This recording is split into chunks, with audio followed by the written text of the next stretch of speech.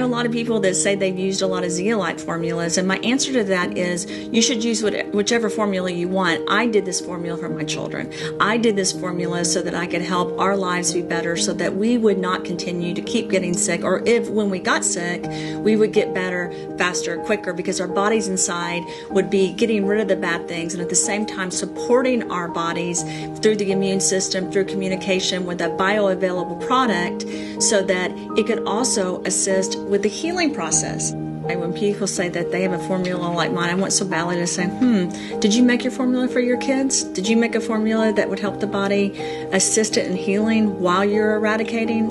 If you didn't, then we don't even have a similar formula. We've had so many issues with cancer. We've had so many issues with autoimmune disorders and Lyme's disease, and I could go on and on and on. I wanted a formula that could help get rid of the bad things while it also assisted the immune system and the body in healing by providing it the vitamin C, the trace minerals, and the silicon dioxide it needed. For me, this is personal. It's not something that is a business proposition. It was something I personally made, and I put my heart and I put my soul into it, not just my mind. And that's why when people say they have a similar formula, there's no way, because I used every part of me to make that formula.